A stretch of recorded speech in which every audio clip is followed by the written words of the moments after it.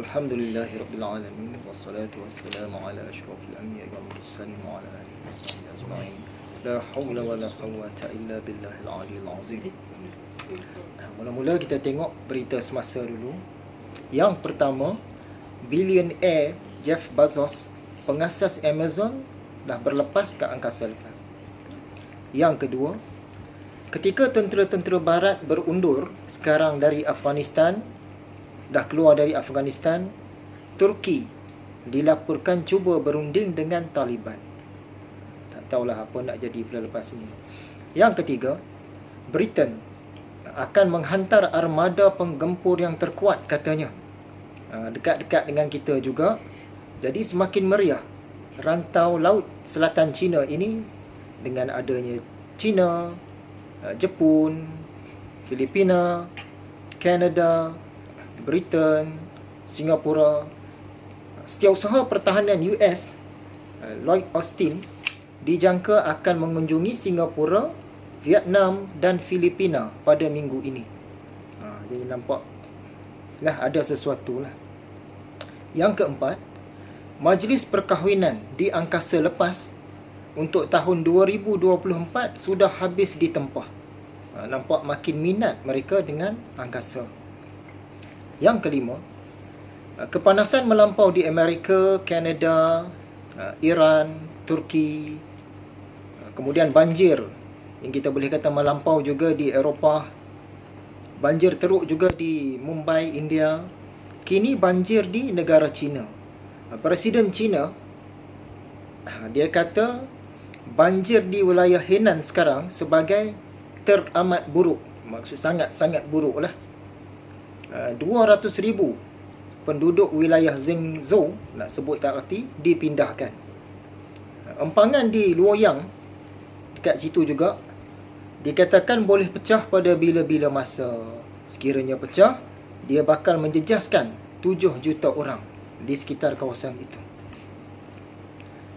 Jadi suatu waktu dahulu, kita mungkin lebih banyak ambil tahu tentang diri kita, keluarga kita, jiran-jiran kita dan pertempatan kita. Ada zaman kemudian kita kena ambil banyak tahu tentang negara kita, tentang negara masing-masing. Sekarang ini kita kena juga banyak ambil tahu tentang dunia sejagat. Bukan masanya dah untuk kita ambil tahu tentang diri kita saja. Bukan itu sahaja, kena mula banyak ambil tahu tentang semesta. Bukan sejagat di bumi ini saja, tetapi juga yang semesta. Tidak sekadar peduli hal ehwal di bumi, tapi juga tentang hal ehwal di langit dan tanda-tanda di langit. Contohnya, sekadar satu contohlah tentang peranan matahari, ribut geomagnetik, ribut suria dan kesannya ke atas bumi, yang mungkin sangat berkait dengan blackout yang kita sentuh beberapa kuliah sebelum ini. Jadi banyak hal-hal yang menarik. Dan ribuan terima kasih kepada Tuan Iqbal, Ummus, Tuan Firdaus, Ajla dan banyak nama lagi lah yang rajin buat sharing, yang mengikut bidang mereka masing-masing, yang sebenarnya banyak boleh saya manfaatkan. Terima kasih. Seterusnya, okey, persoalan berbangkit tentang persediaan bekalan zahir. Dua jenis bekalan lah, bekalan untuk zahir dan bekalan untuk dalaman. Ini pertanyaan tentang bekalan untuk zahir. Ada dua keadaan. Keadaan yang pertama, bekalannya jika kita terpaksa bertahan atau berkurung atau berkubu di rumah masing-masing. Itu satu keadaan. Bekalannya pun tertentu. Yang kedua, jika kita terpaksa keluar dari rumah sebagai usaha dan ikhtiar kita untuk menyelamatkan iman dan juga diri. Yang itu pun satu jenis perbekalan lagi. Mungkin kita akan ke hutan, ke bukit, ke gua, ke pulau, ke lembah dan sebagainya lah. Ini dua persediaan. Jadi cara kita bergerak bila kita terpaksa keluar dari rumah ini, ada beberapa cara. Satu, mungkin kita masih boleh menggunakan kenderaan moden. Kereta, motosikal, motorbot dan sebagainya. Maksud dia, kenderaan-kenderaan yang bermotor, yang berminyak, yang berbateri dan berkomputer. Sekiranya masih boleh digunakan. Dan mungkin juga ada keadaan yang kita tak boleh lagi nak menggunakan kenderaan-kenderaan yang moden itu. Kita akan gunakan kenderaan tak bermotor. Contohnya, mungkin basikal atau sampan, rakit, haiwan-haiwan, kuda. Tapi orang kita kurang pelihara kuda kan. Kambing tak sesuai ditunggang, kereta lembu dan seumpamanya. Dan sekiranya yang itu pun tak dapat, sukar diperolehi, mungkin kerana terlalu huru-hara dan sebagainya, kita akan bergerak dengan berjalan kaki. Jadi 3 keadaan lah. Satu, kita akan gunakan kenderaan biasa. Sekiranya tak dapat, mungkin kita akan gunakan kenderaan yang tidak bermotor. Yang ketiga, kita mungkin kena berjalan kaki. Jadi, kita kena mohon gerak daripada Allah, kena fikir dan kena ambil tindakan terhadap 2 jenis persediaan yang kita sebutkan tadi. Persediaan yang pertama, jika kita terpaksa bertahan di rumah. Yang kedua, jika kita terpaksa bergerak keluar dari rumah. Dari semasa ke semasa, kita akan share lagi. Terus berdoa dan terus ikuti perkongsian-perkongsian kita. Dari siri 1 sampailah yang terkini dan seterusnya. Persiapan ini kita buat sikit, dia lama-lama jadi bukit juga. Jangan kelam kabut, sambil-sambil saja siap sikit. Maka kita kena bergantung 100% kepada Allah. Ini dari segi dari segi tauhidnya, tasawufnya, sufinya. Bergantung 100% itu kepada Allah, bukan kepada usaha dan ikhtiar kita tadi itu. Walaupun kita buat macam-macam jenis persediaan apa semua, kita kena yakin Allah saja yang berkuasa dari segi hakikatnya. Jika kita buat persediaan yang melampau sampai 10 tahun punya perbekalan pun di rumah kita, tiba-tiba kita terpaksa keluar juga. Apalah artinya yang 10 tahun kita simpan di rumah tu? Sebab itulah takut kita, harap kita dan tawakal kita kepada Allah. Itu bekalan yang luaran. Untuk bekalan yang dalaman, sementara masih Allah bagi ruang dan peluang ini, kita timba sebanyak-banyaknya, khususnya ilmu tasawuf, dan kita mula praktik. Dan bagi yang sudah sedia praktik, tambah praktik lagi. Seterusnya, tentang hadis Jibril yang berkait dengan Islam, iman, ihsan, as-sa'ah, tentang fiqh, akidah, tasawuf, akhir zaman dan zaman akhir. Ada orang yang dia ahli ni maksud dia mahir. Ada orang yang ada kemahiran dalam fiqh, tetapi dia bukan ahli dalam akidah. Ada orang jenis macam itu. Ada orang yang dia ahli dalam akidah, tapi dia tidak ahli dalam tasawuf. Ada pula jenis orang yang dia ahli dalam 2 daripada 3 tungku agama tadi tu. Ada pula orang yang dia ahli dalam ketiga-tiganya, tapi ini sangat jarang berlaku kalau zaman sekarang ni. Ada orang yang dia ahli dalam fiqh dan akidah, tapi dia tidak ahli dalam tungku yang selepasnya, yakni tentang akhir zaman, tentang as-sa'ah. Ada orang yang dia ahli dalam tasawuf, meninggi makamnya, tetapi dia tidak ahli dalam as-sa'ah. Jadi kita serahkan hal kepada mereka yang ahli. Sepatutnya kita pegang yang itu. Untuk fiqh ada ahlinya, untuk akidah ada ahlinya, untuk tasawuf ada ahlinya, untuk as-sa'ah ada ahlinya. Contohnya, masalah motosikal, kita serahkan kepada yang ahli dalam motosikal. Hal ehwal kereta kebal, kita serahkan kepada yang ahli dalam hal ehwal kereta kebal. Ilmu tentang masalah mata, kita serahkan kepada yang pakar dalam bahagian mata. Jangan hal ehwal mata kita tanya kepada yang ahli basikal. Tak kena. Melainkan jika ahli basikal itu juga dia ahli dalam mata. Itu kenalah. Jadi, hal ehwal tasawuf kita serah kepada yang ahlinya. Dan hal ehwal akhir zaman akhir juga kita serahkan kepada ahlinya. Jangan pula hal ehwal zaman akhir ini kita serah kepada yang ahli dalam tentang khatan mengkhatan. Ataupun kita serah kepada yang ahli dalam hal ehwal ayam laga.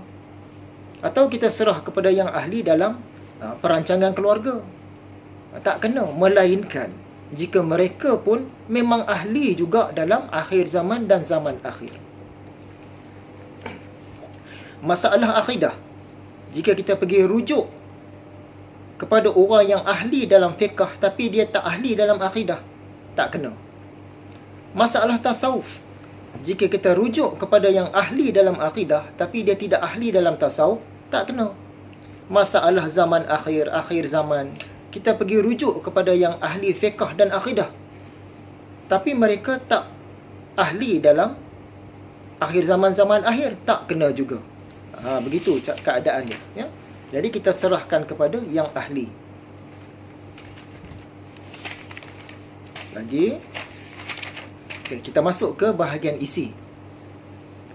Sebelum ini kita cerita tentang api akhir zaman di Yaman. Malam ini kita sambung apa yang kita sentuh sikit sebelum ini, api di Madinah. Dalam satu hadis riwayat Imam Bukhari dan Muslim, saat itu as-sa'ah tidak akan tiba sehinggalah ada api yang keluar dari tanah Hijaz. Tanah Hijaz ni di mana? Tanah Hijaz ni dia luas. Di dalam dia ada Makkah, ada Madinah, ada Taif dan lain-lain. Saat itu tidak akan tiba sehinggalah ada api yang keluar dari tanah Hijaz, sehinggakan kelihatan leher unta di Busra. Busra ni orang kata di Syria tu, punya jauh.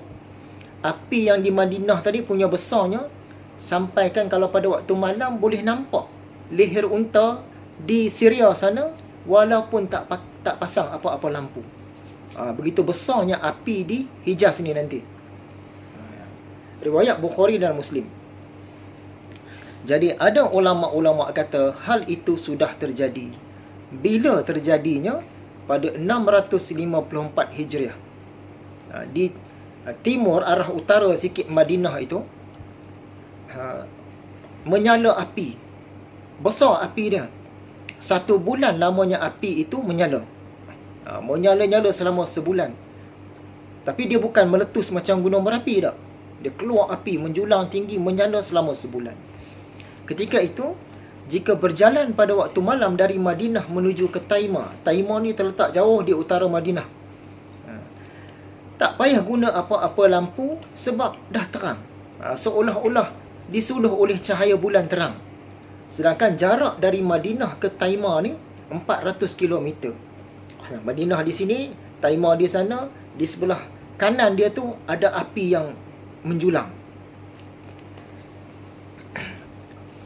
Jadi kobaran api itu dia berlaku di satu lembah. Lebih tepat lagi kalau kata satu dataran. Satu dataran. Dia tak macam gunung berapi. Dia satu dataran. Dataran berapi. Apinya tadi menyala-nyala tinggi, tak berhenti-henti sebulan. Berapa luas kawasan api ni? Dikatakan, sebab kita rujuk daripada kitab-kitab yang ulama-ulama tulis. Mereka sampaikan kepada kita tentang peristiwa sejarah ni. Luas dia panjang 4 farsah. 4 farsah ni lebih kurang 22 km. Api yang menjulang-julang tadi tu punya jauh 22 km. Dan lebarnya 3 mil. 3 mil ni lebih kurang 4 km. Kita boleh agak-agak lah. 22 km panjang dan lebarnya 4 km. Menyala selama sebulan. Jadi memang terang kawasan sekitar dia itu. Seolah-olah ada lampu. Itu daripada kitab-kitab ulama dulu. Jadi saya cuba cari maklumat ini untuk kaitkan dengan maklumat yang ada pada hari ini. Cari terjumpa satu maklumat tentang satu kawasan yang bernama Harrat Khaybar. Harrat Khaybar ini mungkin berkait. Harrat Khaybar ini lokasinya nampak sebelah-sebelah situ juga, sebelah api berkobar tadi. Dia dekat dengan Madinah, sebelah kanan atas sikit. Jarak dia dari Madinah lebih kurang 65 km. Apa dia Harrat Khaybar ni? Okay, Harrat Khaybar ni dia merupakan salah satu padang volcano. Maksudnya padang berapi, padang gunung berapi lah, tapi dia tak macam gunung sangat, dia padang. Padang volcano antara yang terbesar di Arab Saudi. Kalau nak ikut keluasan keseluruhan dia padang tu, padang yang ada api di bawah dia itu 14,000 km persegi. Sangat luas. Jadi yang menyala-nyala pada zaman 600 Hijrah itu tadi hanyalah sebahagian sahaja daripada dia yang sebenar tu. Bayangkanlah jika menyala semua yang 14,000 km persegi itu, memang sungguh-sungguh lautan api. Masa berlaku 654 Hijrah itu, ikut catatan-catatan sejarawan, mula-mula pada hari Rabu berlaku gempa bumi. Gempa bumi ini berlaku selama 3 hari. Sekejap-sekejap goyang, sekejap-sekejap goyang. Dalam sehari, lebih kurang 10 kali berlaku gempa bumi. Pada hari ketiga, iaitu pada hari Jumaat tu, gempa pun berhenti. Satu ketika gempa bumi berhenti, terdengar letupan besar. Lepas tu baru menjulang api. Zaman tu orang tak tahu lagi tentang Harrat Khaybar ni apa ni. Tapi yang peliknya, dikatakan api itu tidak berhaba. Api itu tak berhaba. Maksud dia tak panas. Panas dia tak sampai ke Madinah. Ini yang pelik. Dia cuma terang, sangat terang.